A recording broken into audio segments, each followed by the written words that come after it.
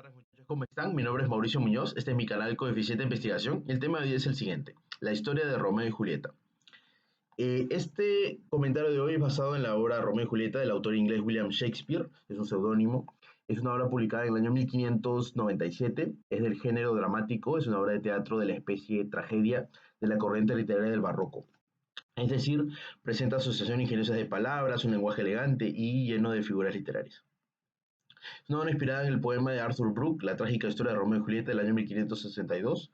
Es una historia de un romance juvenil en Verona, Italia. Escrita durante la era de oro isabelina, donde florece la poesía y la literatura. Es una época en la que se suele escribir en cuanto a costumbres aristocráticas, familias adineradas y estratos sociales. Si bien la gente, todo el mundo podía asistir al teatro, asistir incluso a las clases sociales más bajas, si lo quieres llamar así, ellos podían asistir por su precio accesible, pero algo interesante es que solo podían actuar hombres y si había papel de mujeres se disfrazaban de mujer. Entonces es interesante, ¿no? Creo que un machismo medio raro ahí. Bueno, es una obra de estructura rítmica ABBA, que quiere decir que el primer verso rima con el cuarto y el segundo con el tercero. Y es muy interesante y demuestra que la literatura y el lenguaje es muy, yo lo llamaría inspirado, porque rima tanto en inglés como en español. Es muy interesante eso. Algo que podemos hablar de la obra, bueno, es una crítica social, ¿no? Es una crítica al matrimonio concertado. Sabemos que el padre de familia le imponía la carga del matrimonio a la hija y todo era en base a la riqueza y el estatus social, ¿no? Entonces, si el hijo, si se iba a casar con el conde Paris, que era el hijo del príncipe, entonces era por un tema de estatus y por un tema de asegurar el futuro, entonces el romance o el amor era algo que quedaba descartado, ¿no? Entonces, básicamente, era una imposición de un matrimonio concertado, ¿no? Entonces es una crítica social a ese estilo. Bueno, la obra de Romeo y Julieta básicamente comienza presentando el coro, el, el, el conflicto entre la familia Montesco y la familia Capuleto. Tenían un odio histórico, entonces el romance Romeo y Julieta es como que algo muy raro porque Romeo es Montesco y Julieta es Capuleto, ¿no?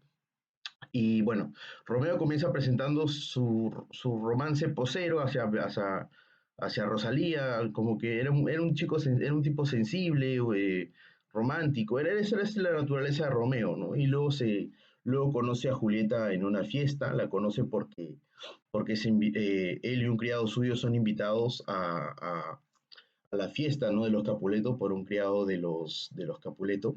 Ellos, sin saber que eran de los Montescos, los invitaron.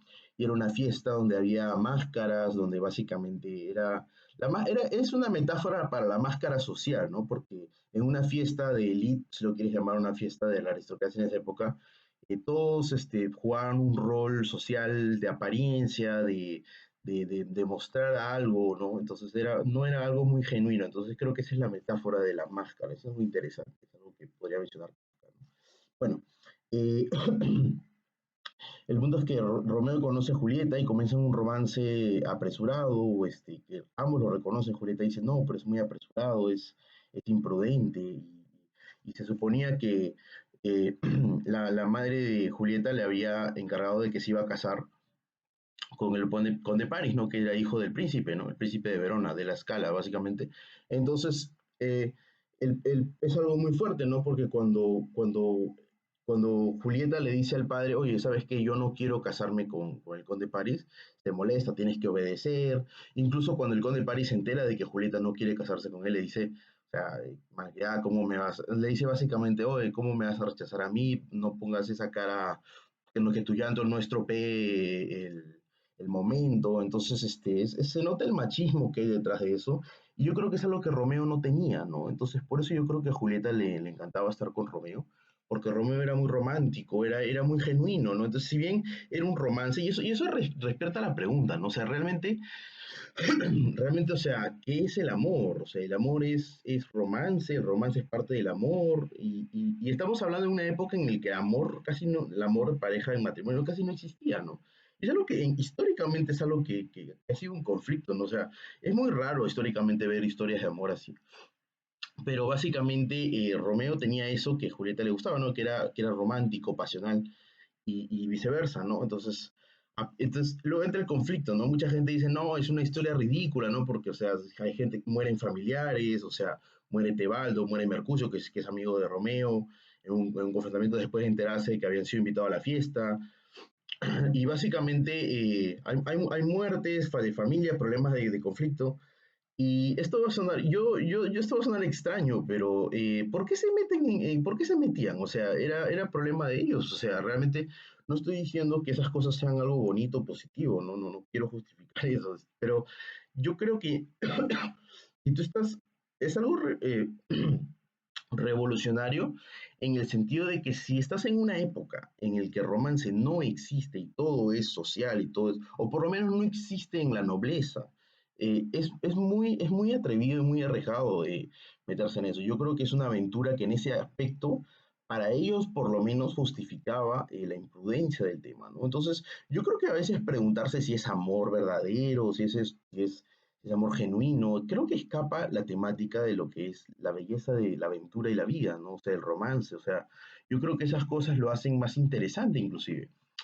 Y bueno, luego está el plan, ¿no? De que Julieta, para evitar casarse con el conde Paris, le manda una carta, habla con el fray Lorenzo y le dice va a fingir que se va a tomar una pócima para quedar inconsciente hasta que pase la época del matrimonio y luego despierte y pueda casarse y pueda estar con Romeo, ¿no?